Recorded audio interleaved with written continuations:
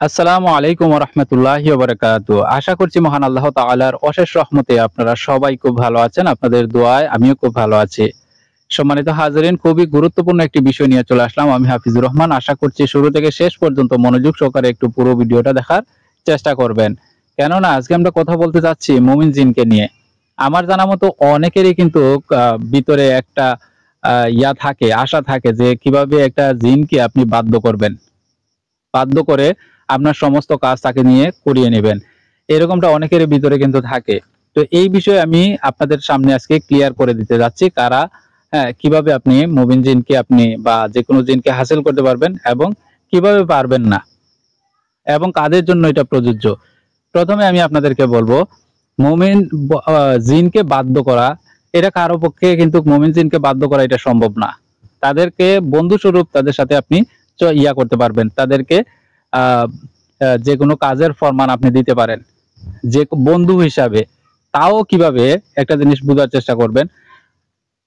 আপনি যদি মিথ্যা কথা বলেন, হারাম খান, এরপরে হচ্ছে চরিত্র ঠিক না থাকে, নবীর সুন্নত আপনার সাথে না থাকে, নামাজ যদি আপনি না পড়েন, সপ্তাহে একদিন পড়লেন, তাহলে তো হয় না অনেক সময়। তো এইভাবে যদি আপনি চলাফেরা করেন তাহলে তো আপনি কোনো জিনকেই কিছুই করতে পারবেন না। এমনকি কোনো জিনকে যদি আপনি কোনো জিন অত্যাচার করে কারো সাথে, তাহলেও আপনি কিছু করতে পারবেন না। তো সেক্ষেত্রে আপনাদের করণীয় কি? আপনাদের করণীয় একটাই কাজ, যে আপনি মুদাব্বির হতে হবে এবং নিয়মগুলো মেনে আপনি মুদাব্বির হতে হবে। মুদাব্বির যখন হবেন তখন কিন্তু আস্তে আস্তে আস্তে আস্তে এই বিষয়ের উপরে যখন আপনি পারদর্শী হবেন, আপনার রুহানি আমলও যখন বৃদ্ধি পাবে, তখন কিন্তু আপনি এই লাইনে সবার সাথে কিন্তু কথা বলতে পারবেন। আপনি আপনার কাজ, বৈধ কাজগুলো তাদেরকে দিয়ে আপনি করিয়ে নিতে পারেন। তবে আপনি জিন দিয়ে কোনো কাজ না করার, এটা আমার জানা মতো জিন দিয়ে কাজ করানোটা ঠিক হবে না। কারণ দেখেন, এইখানে আপনি যেভাবে আমল করেন তারাও ঠিক সেভাবে আমল করে। তবে খারাপ জিনের জন্য আপনি এটা করতে পারেন, ওই যে মুয়াক্কিলাত আছে, মুয়াক্কিলাতের সাধনের ভিডিওগুলো আমার চ্যানেলে কিন্তু অসংখ্য দেওয়া রয়েছে। সেইগুলো আপনি রুহানি আমল যখন করবেন তখন অটোমেটিকই সেগুলা হাসিল হয়ে যাবে ইনশাআল্লাহ। আমরা যারা আছি, আমরা যারা মুদাব্বির আছি, আমরা সবাই দেখবেন জিন দিয়ে কাজ কম করি। করি কি দিয়ে? দিয়ে, ওই যে মুয়াক্কিলাত, তাদেরকে আমরা করি। না হলে তো আমরা সবকিছু কোরআনের আয়াত দিয়েই আমরা হ্যাঁ এই যে যে সমস্যাগুলো আছে সেগুলো দূর করে দেই। আশা করি এই বিষয়গুলো আপনারা বুঝতে পেরেছেন। দুইটা বিষয় আমি আলোচনা করেছি। একটা হচ্ছে যে আপনি কিভাবে বাধ্য করতে পারেন, তাদেরকে দিয়ে কাজ করাতে পারেন। আর একটা হচ্ছে কিভাবে পারবেন না, আর করতে হলে আপনাদের কি কি প্রয়োজন, তাদেরকে দিয়ে কাজ করাতে হলে কি কি প্রয়োজন, এবং কাজ করানোটা কি ঠিক হবে কি না সেটাও আমি আপনাদেরকে বলে দিয়েছি।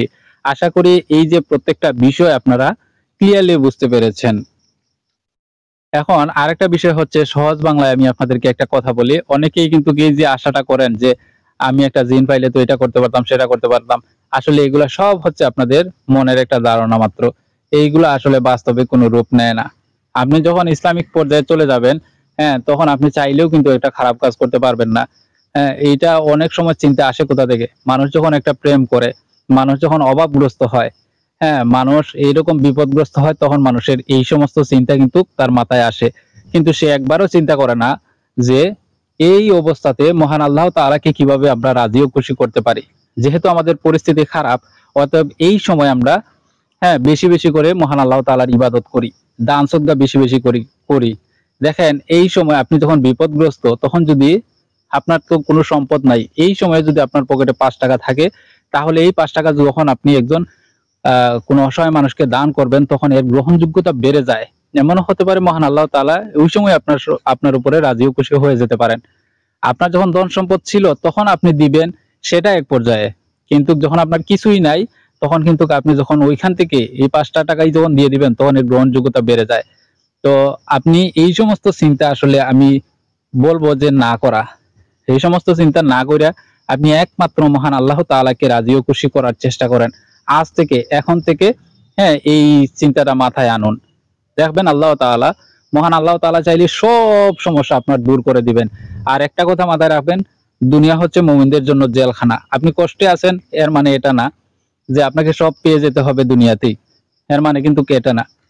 তো আশা করি যে আমি আপনাদেরকে উদাহরণস্বরূপ দিয়ে সবকিছু বোঝাতে পেরেছি। ভালোবাসলে একমাত্র মহান আল্লাহ তাআলাকেই ভালোবাসুন।